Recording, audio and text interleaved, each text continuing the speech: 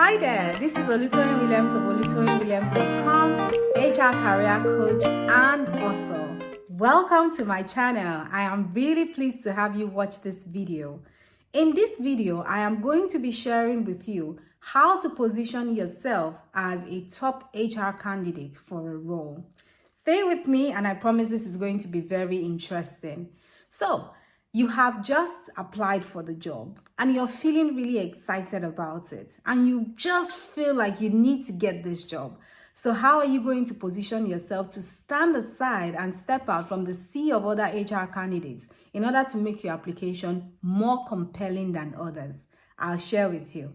The first thing I would suggest that you should do is I want you to request for the role profile. Now, this seems rather obvious. But if, let's say, for example, you know how someone says, oh, there is this job, could you kindly send in your CV for it? And you're really excited because you think it's one of those hidden job markets. So you quickly send in your CV for it. And now you need to request for a job profile or a person profile, job description for the role. And the company is unable to give you a role profile for the role. That's a very, very, very high red flag. Why do I say so? If the company is not able to provide a job description for the role, that tells you that the employer is not clear on what the job or the candidate is supposed to come and achieve. So once we've gotten over that, let's assume you're able to get the role profile, you then need to digest it. What exactly is this role supposed to be achieving for this organization? Based on the job description and the role profile that has been shared, what are the top priorities for this role? How does my experience so far as an HR professional position me to be a top candidate for this role, looking at the set of job description and the set of person specification that they have put out? That's what you want to do. So once you comb through that, you should be able to see and draw, again, my recommendation, a direct match between what they require and what you have done. At this stage of your preparation, I will need you to draw up what I call a skills match document. So a skills match document is a document that details how your skills, your experiences so far, mirrors the skills and requirements that the job description has detailed. I want you to be able to draw a direct match for match, a direct match on what it has provided. Now, in you doing that, it begins to show up your confidence level that you are indeed the best candidate for this job. Or if anything, you're able to string together a very compelling narrative about how your skills fit into the skills that is required by the job. The second thing I'm going to share with you in this video is you can't contact the hiring manager. Contact the hiring manager by looking out for the person on LinkedIn. Do a research on LinkedIn to find who is the hiring manager for the role. Contact them and ask to speak about the job they are recruiting for. Plan to spend at least 15 to 20 minutes on a call with the hiring manager. And on that 15 or 20 minutes call, I'll need you to prepare 5 to 7 questions to ask them specifically about the role. What are the biggest pain points this role is coming to solve in the organization? What are the biggest challenges this role has had in the last 12 months? What was the last role holder struggling with and unable to achieve for the organization? What would be a very quick win that they'll be looking out for? What would be the worst thing that could happen if they don't find somebody who is able to fit that role? Those are the sort of questions that I would like you to prepare in order to have a conversation with the hiring manager. Once you're able to have that conversation with the hiring manager, take all of the responses that you have been given and distill that into your preparatory notes for the interview so that you can weave those comments into your interview to show that you're the best candidate for the position. Now, I'll be very upfront with you. There is no guarantee that you would call up a hiring manager and he will say he'll give you some moment of his time. But there are 3 reasons why I think you should do it.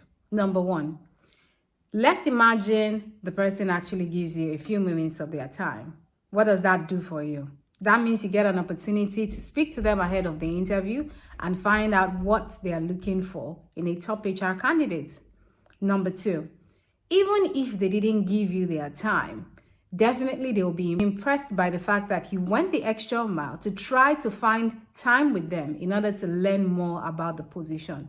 And number 3, nobody, and I mean nobody, has ever reported that it was negative for the HR candidates to reach out in order to have a chat about the role. In fact, in most organizations, it is encouraged that you reach out and discuss a bit more about the role.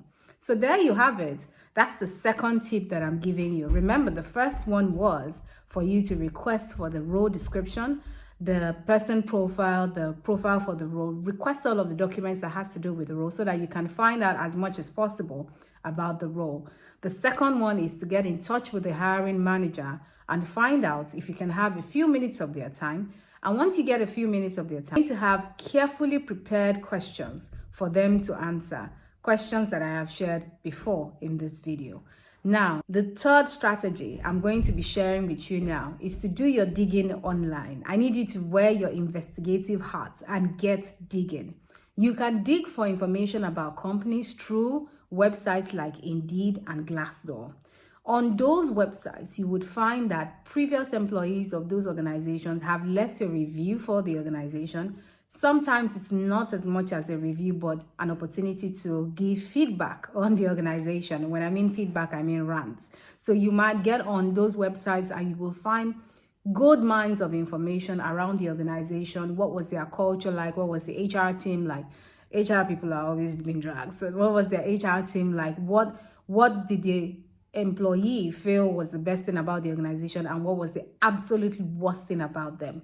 That research will yield you tons of information about the organization, about what challenges are present in the organization, what challenges they've been trying to solve but doesn't seem to go away.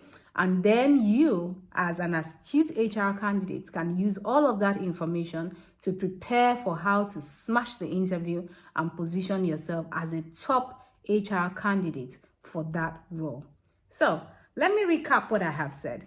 3 ways that you can stand out to position yourself as a top HR candidate for an interview. Number 1, request for the job description and the role profile if it was not originally shared. Number 2, reach out to the hiring manager for the role and ask to have a few minutes of their time just to better understand what exactly they are looking for in a candidate for that role.